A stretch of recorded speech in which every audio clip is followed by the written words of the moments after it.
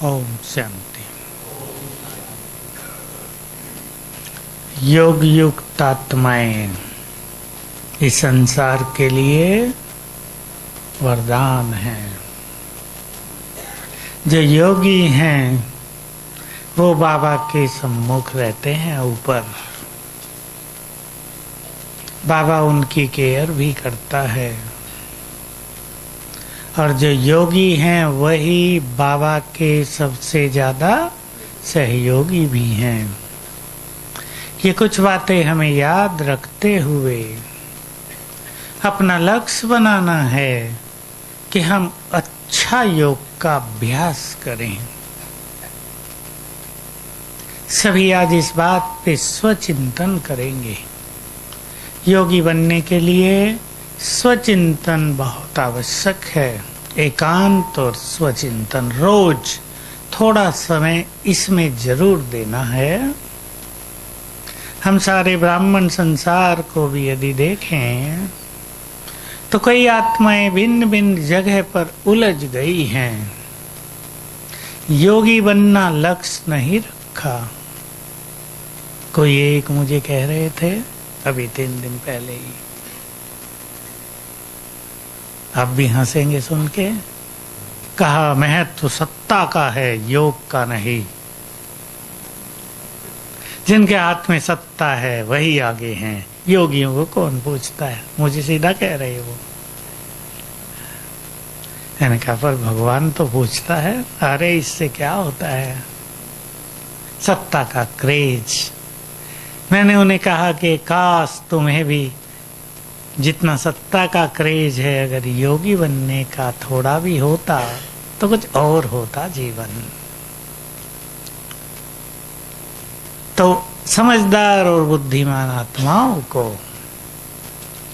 योगी जीवन बनाने पर विशेष ध्यान देना चाहिए, क्योंकि संसार की असली सेवा, आत्माओं की पालना बिना योग के नहीं होती। ठीक बात है या नहीं? हम ज्ञान दे दें, बहुत अच्छी प्रेरणाएं दे दें, पर योग हमारा भी अच्छा ना हो तो जिनको हम दे रहे उनका भी अच्छा नहीं होगा, खाली रह जाते। हम ये सब देख रहे हैं। तो हमारी सेवाओं में बहुत बड़ी वृद्धि हो सकती है अगर, ठीक है भाई, थोड़ी आत्माओं की पालना हो, आने वाली आत्माओं की पालना हो। अगर पालना होने लगे तो सेवा 1 साल में डबल हो जाए। क्योंकि पालना नहीं होती तो फिर माया पालना कर देती है। ये सब जगह देखा जा सकता है। फिर आत्माएं ढीली हो जाती हैं। 10 लोग आते हैं तो 5-7 वापिस चले जाते हैं। पालना, सबको योगी बनाएं जिससे उन्हें वास्तविक सुख मिले बाबा का। उन्हें लगे कि बाबा की याद, उसका मिलन आत्मा के लिए सब कुछ है। तृप्त हो गए हम तो। नहीं तो किसी के जीवन में समस्याएं बढ़ती हैं। कोई पारिवारिक उलझनों में उलझता है। हर परिवार में ऐसे बच्चे जन्म ले रहे हैं जो कड़ा हिसाब किताब लेकर आ रहे हैं। उनमें उलझ जाते हैं माँ बाप। डेफिनेटली उसमें समय देना पड़ता है, उनको चिंता भी होती है, संकल्प भी जाते हैं। मैं आज ही किसी का एक फोन आया, घर में बच्चा 9 साल का, अब तक बोलता ही नहीं। मुश्किल से मम्मा कहता है, पापा कहता है।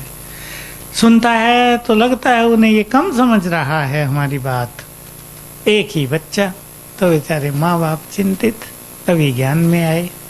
लेकिन एक पॉजिटिव पहलू है कि ये समस्याएं लोगों को बाबा के पास ला रही हैं। कहीं ना कहीं से उन्हें मैसेज मिलता है कि चलो ब्रह्मा कुमारियों के पास, वहीं समाधान मिलेगा।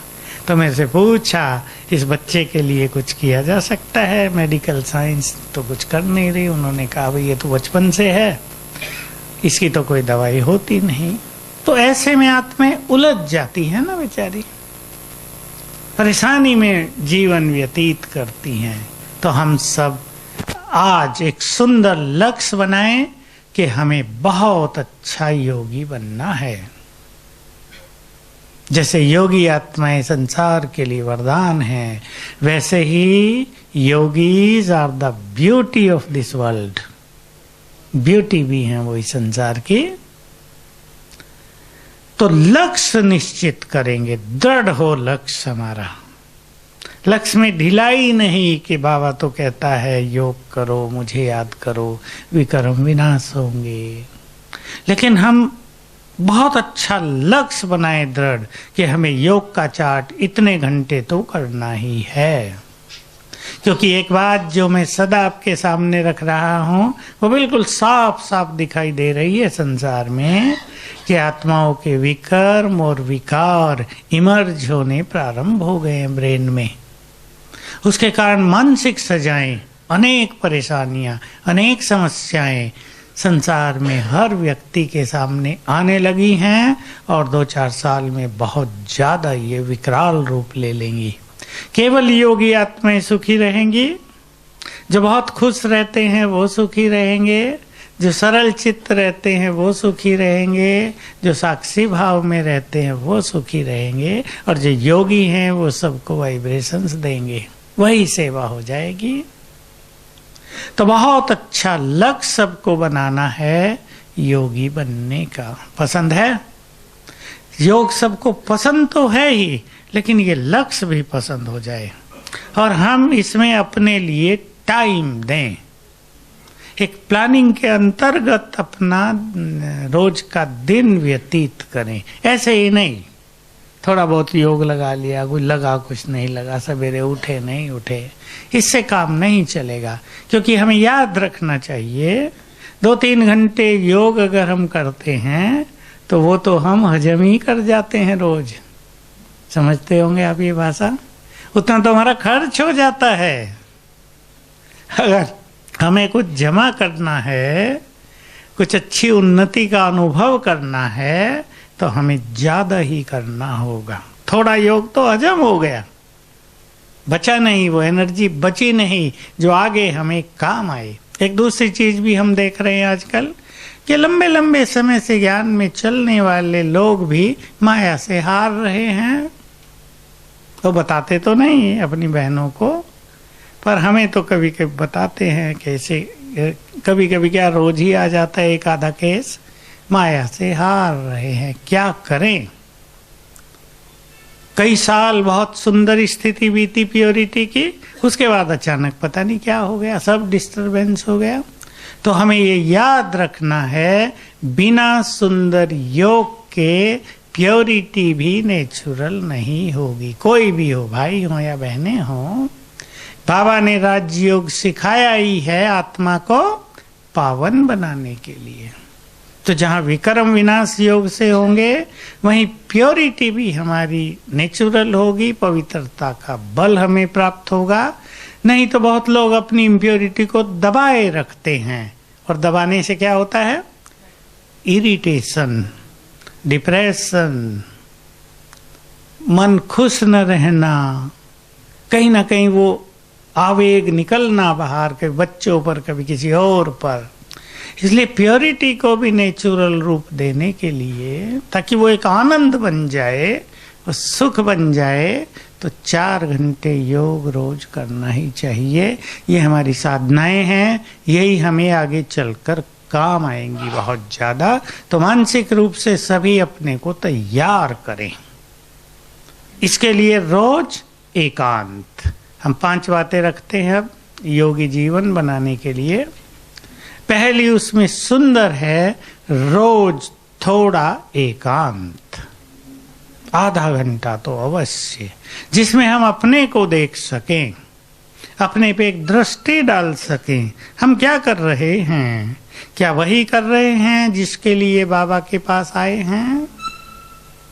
और अपने को बहुत अच्छी ट्रेनिंग दे देनी है, संकल्प दे देना है कि अब हमें वही करना है जिसके लिए बाबा के पास आए हैं। सेवा तो ठीक है, वो तो हमें करनी है, जीवन ही सेवा के लिए है।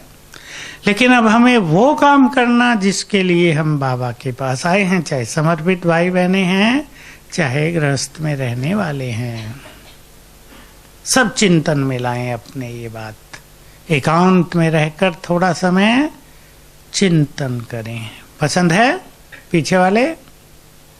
हमें वही करना है अब जिसके लिए हम बाबा के पास आए हैं। हमें वही करना है जिसके लिए हमने बहुत बड़ा त्याग किया है। कन्याएं बैठी हैं बहुत सारी, त्याग किया है बहुत ज्यादा आप सबने। दुनियावी इच्छाओं को छोड़ देना, संसारिकता को, भौतिकता को बिल्कुल त्याग देना, ये अपने में बहुत बड़ा त्याग है, मेमोरियल है, रिमार्केबल त्याग है। माताओं ने बहुत त्याग किया, किसी ने मारे सहन की हैं, कष्ट सहा है, गालियां सुनी हैं। अब उस त्याग को फलीभूत करें।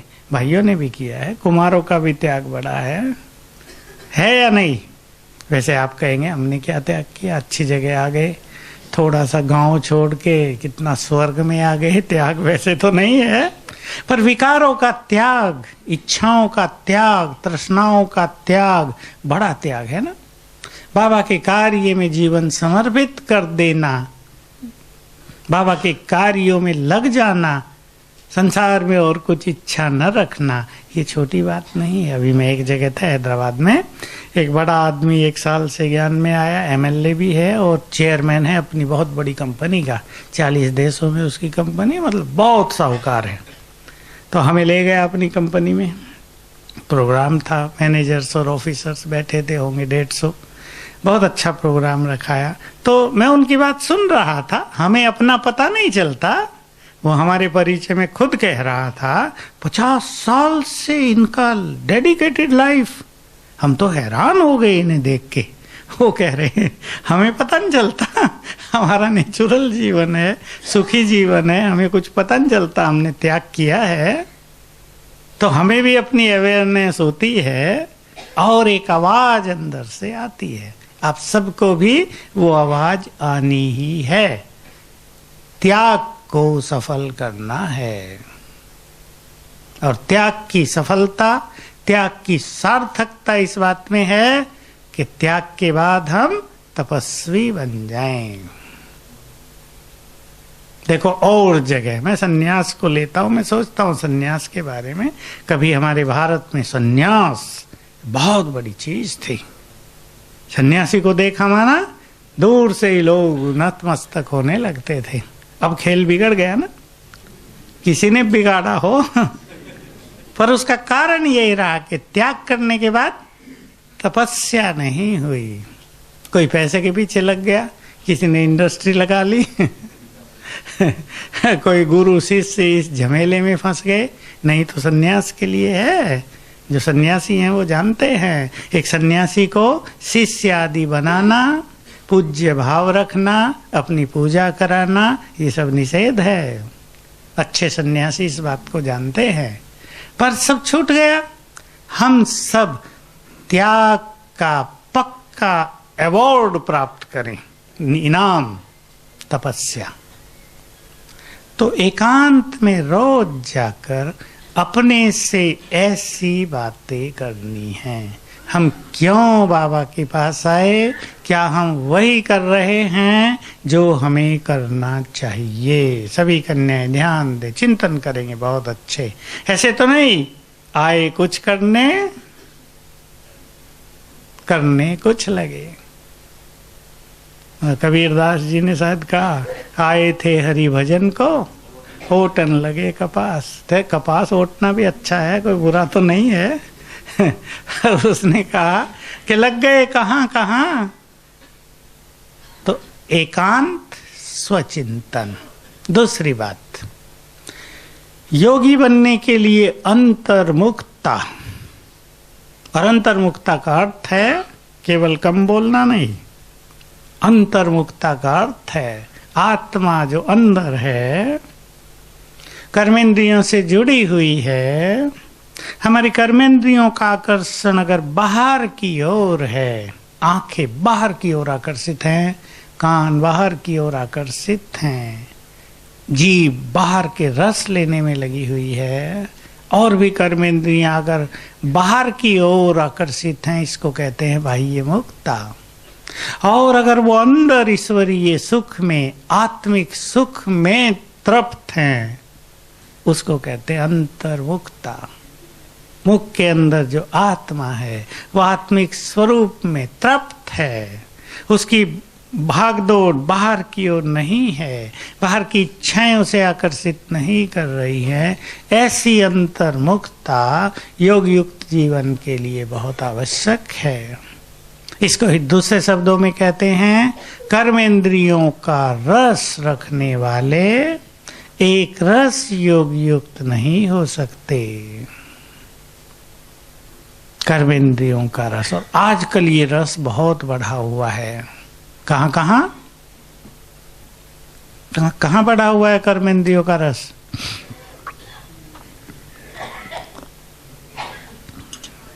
माताएं बताएंगी। पहला रस है टीवी का। बहुत ग्रस्त में रहने वालों को ये समस्या हो गई है कि बच्चे 12 बजे तक टीवी देखते हैं, न खुद सोते न हमें सोने देते, हम 4 बजे कैसे उठें? प्रैक्टिकल समस्या।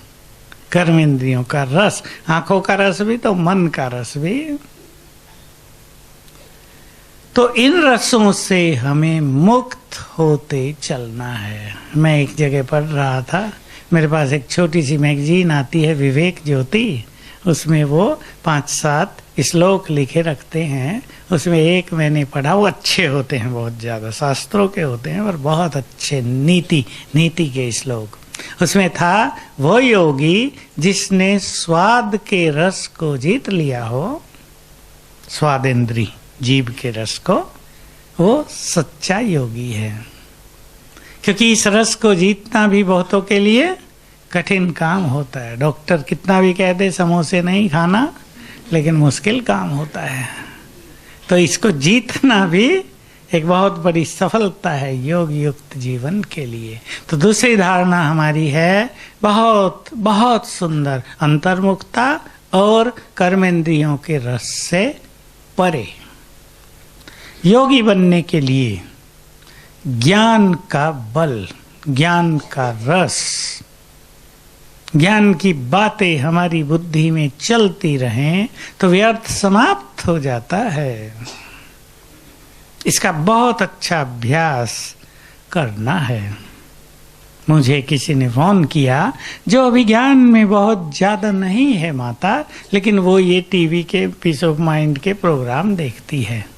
तो कहा, मुझे तो बहुत अच्छा लगता है, सेंटर में तो मैं जा नहीं पाती, मैं सारा दिन याद रखती हूँ मैं परम पवित्र आत्मा हूँ।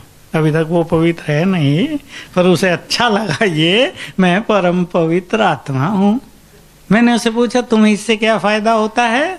पूछा, ज्ञान में चलती हो कि अभी बस थोड़ा थोड़ा जाती हूँ कभी कभी। तो कहा, इससे मुझे सबसे ज्यादा फायदा ये है कि मेरे व्यर्थ संकल्प नहीं चलते। कितना अच्छी बात हो गई। तो इस तरह कोई भी अभ्यास अगर हम करते रहते हैं तो व्यर्थ संकल्पों से हम मुक्त रहते हैं। और आगे सोचें, हमें योग के सब्जेक्ट में सफल होना है। बिल्कुल ओपनली सबको ये बात जाननी चाहिए, बहुत लोग सफल नहीं होते।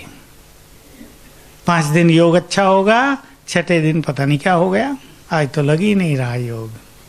फिर 2-4 दिन मेहनत करेंगे, फिर अच्छा होगा, फिर कुछ डिस्टरबेंस हो जाएगा, फिर समाप्त हो जाएगा।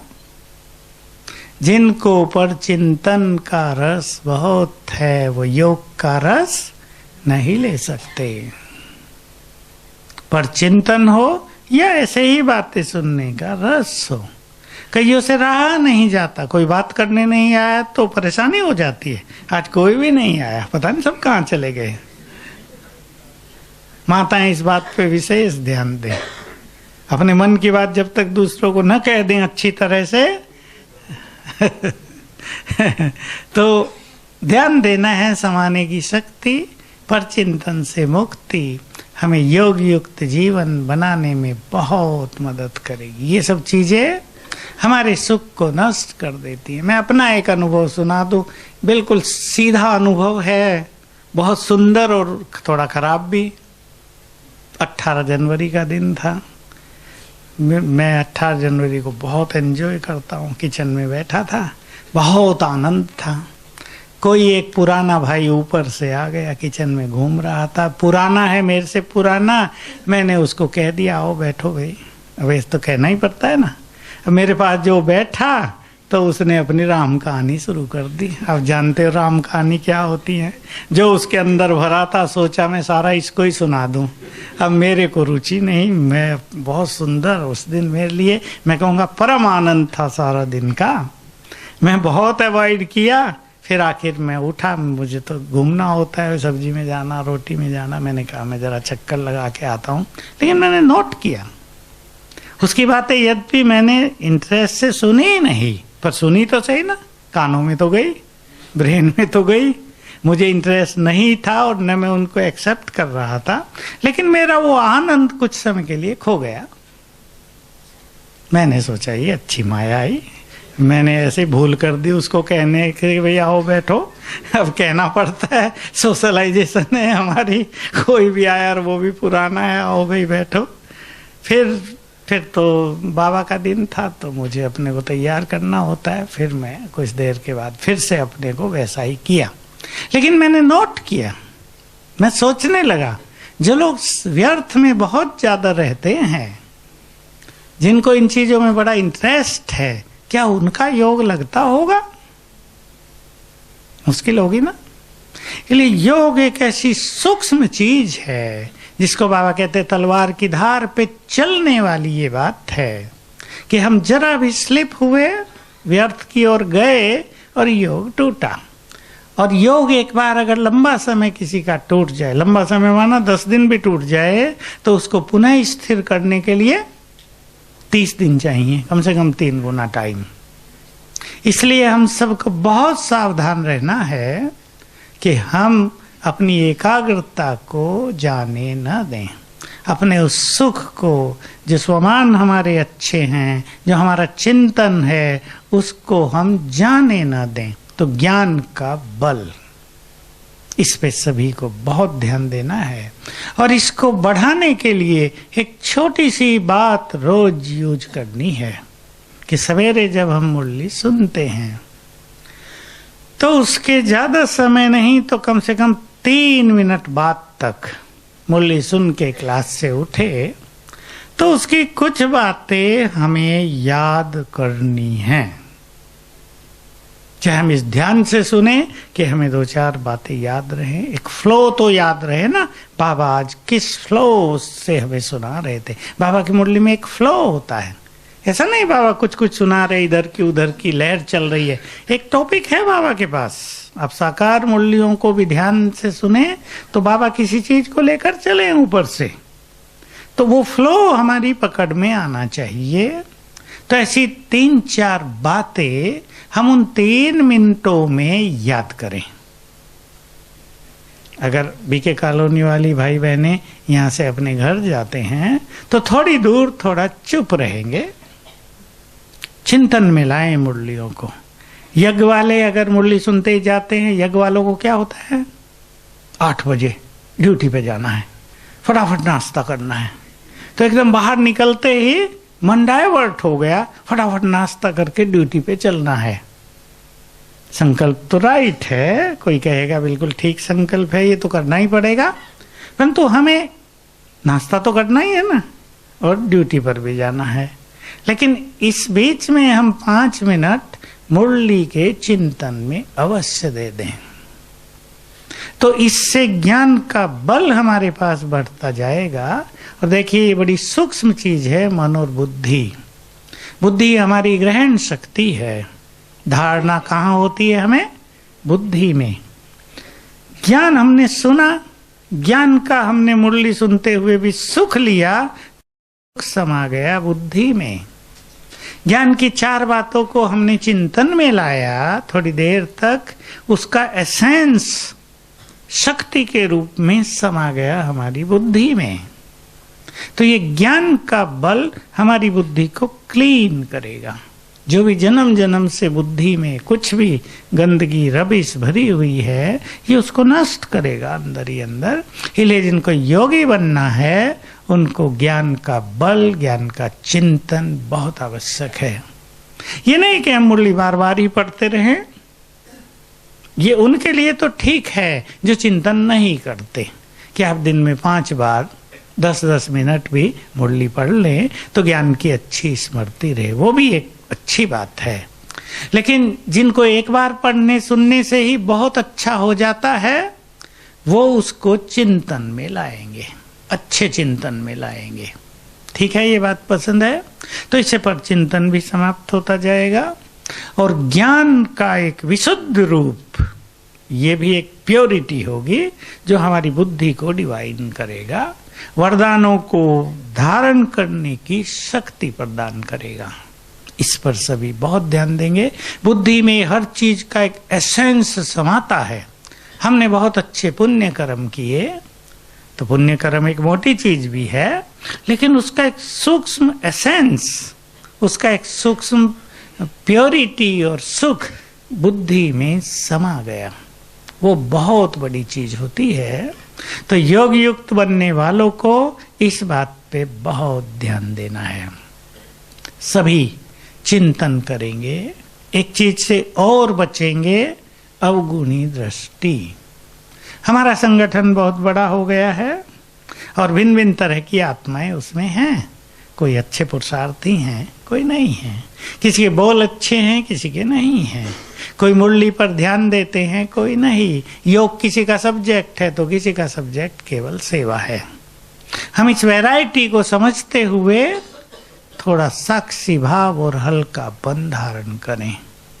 जैसे क्लास होती है, देखिए 60 स्टूडेंट एक क्लास में हों, लौकिक क्लास, 60 में से हम एवरेज निकालें, 10 होंगे फर्स्ट क्लास, उसमें से एक टॉप क्लास, दूसरा second top class, 10 first class हो गए।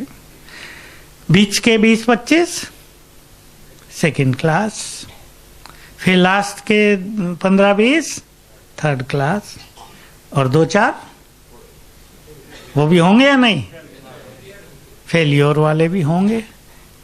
ये एक कॉमन बात है। ठीक है, कोई स्कूल बहुत सुंदर है, उसमें फेल होने वाले नहीं होते, पर फिर भी होते तो हैं ही। कई जगह ऐसी समस्या हो गई आजकल कि प्राइमरी स्कूल में बच्चे पढ़ते नहीं हैं, टीचर पे दबाव है, रिजल्ट अच्छा आना चाहिए, बच्चे कुछ नहीं सीखते हैं। ऐसे फोन मुझे आते हैं, क्या करें इनका, कैसे इन्हें सिखाएं। आदिवासी स्कूल हैं कई जगह, सरकार का बहुत फोर्स है, इन्हें कुछ सिखाओ पढ़ाओ, पर उनमें वो है नहीं योग्यता। तो हमारे संगठन में भी 4 तरह की आत्माएं हमें मिलेंगी ही। Top class, first class, second class, third class, और 2-4, ज्यादा नहीं, 2-4। तो हमें इस बारे में साक्षी भाव भी रखना ही होगा।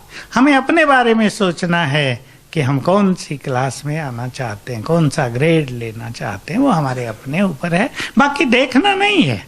जैसे लौकिक पढ़ाई में फर्स्ट क्लास स्टूडेंट ये थोड़ा ही देखेगा ये फेल होने वाला, उसके बारे में चिंतन करेगा। करता है कोई लौकिक में? कोई नहीं करता होगा। सब अपने अपने पुरुषार्थ में, अपने अपनी तैयारी में रहते हैं। तो हम भी दूसरों को देखने की जो चीज है इससे मुक्त हो जाएं। अब फिर से बाबा के दिन आ रहे हैं। आज हम जल्दी क्लास शुरू करेंगे क्योंकि ऊपर मुझे एक क्लास कराना है। बाबा के मिलने के दिन समीप आ रहे हैं। 3 दिन रह गए, करेंगे अच्छा अभ्यास। बाबा तो आएंगे ही, बाबा तो आएंगे, चाहे हम उनके पास जाएं, चाहे वो हमारे पास आए, उनको तो हम बुलाएंगे। जब तक संगम है, ये मिलन तो समाप्त होने का नहीं है, और ये सुखदायी होता ही चलेगा। चाहे रूप बदल जाए, विधि बदल जाए, पर बाबा का तो हमसे मिलन होता ही रहेगा। तो कल पहला दिन हम अशरीरी होने का बहुत सुंदर अभ्यास करेंगे। बिल्कुल गुड फीलिंग। 2-3 रूप दे देते हैं इसको। आत्मा को, अपने स्वरूप को देखना मस्तक के मध्य में, और ये फीलिंग देना, ये देह अलग और मैं अलग। कल इसकी बहुत अच्छी प्रैक्टिस कर जाएं, घंटे में 3 बार। ये अलग, मैं अलग। दूसरा रूप, देह लोप हो गया और बच गई मैं निराकार आत्मा, केवल निराकार आत्मा, नथिंग एल्स। देह है ही नहीं। और तीसरा अभ्यास, फिर देह में हम, मैं आत्मा इस देह में अवतरित हुई हूं। क्या इसको पहला बना लें? मैं आत्मा इस देह में अवतरित हुई हूं, मस्तक सिंहासन पर विराजमान हूं। अपना स्वरूप देखें। आज का वरदान याद कर लें। करो याद। स्वराज्य अधिकारी, जो स्वयं को हैंडल करना जानते हैं वही दूसरों को भी हैंडल कर सकते। बहुत सुंदर ये सिद्धांत, यूनिवर्सल मैनेजमेंट का सबसे सुंदर सिद्धांत। जो अपने को, अपने पर राज नहीं कर सकते, वो दूसरों पर कर ही नहीं सकेंगे, टेंशन हो जाएगी उन्हें। जो स्वयं को हैंडलिंग करना जानते हैं, स्वयं के मन बुद्धि को चलाना जानते हैं, कर्मेंद्रियों को चलाना जानते हैं, वो एक बड़े संगठन को चलाना भी जानते हैं, जान जाएंगे। तो मैं आत्मा स्वराज्य अधिकारी इस देह में आई हूं, फिर बिल्कुल निराकार, बिल्कुल देह है ही नहीं। ये बहुत सुंदर फीलिंग होती है। ऐसा अभ्यास तीनों में से कोई भी करते रहेंगे। हर घंटे में 3 बार का लक्ष्य रख लें। और परसों 14 तारीख, मैं आत्मा परम धाम में बाबा के साथ, सुप्रीम एनर्जी के साथ, ऑलमाइटी के साथ, उसकी संपूर्ण एनर्जी मुझ में समा रही है। मैं यहां हूं ही नहीं, ऐसी गुड फीलिंग। और बाबा के दिन वही अभ्यास जो हम सदा करते हैं।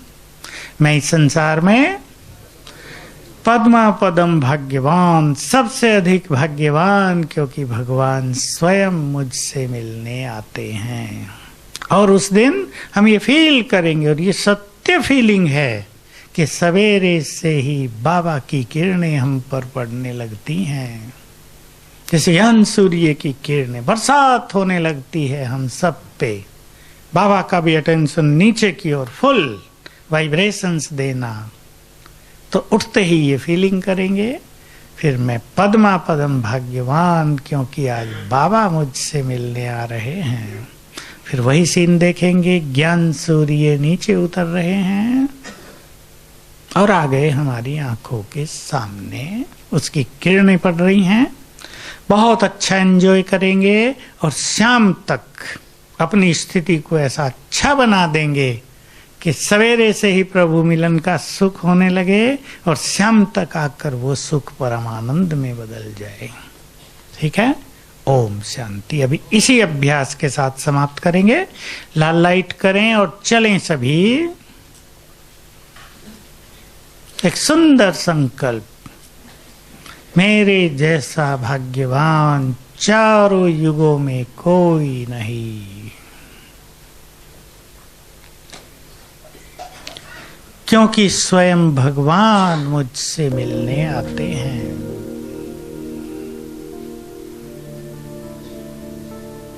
अब ऊपर को देखें, ज्ञान सूर्य शिव बाबा नीचे उतर रहे हैं,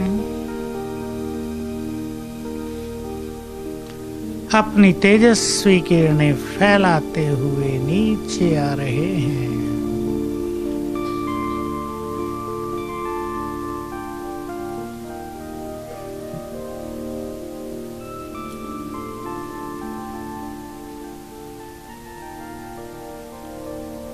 आ गए हमारी आंखों के सामने,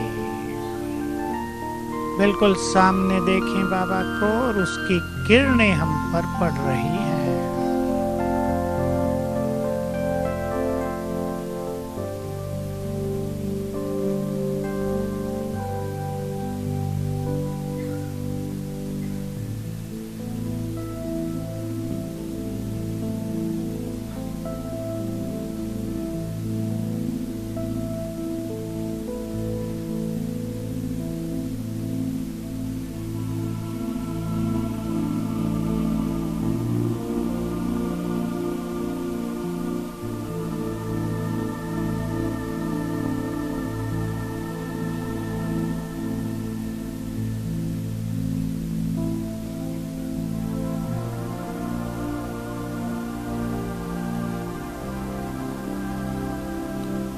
श्याम।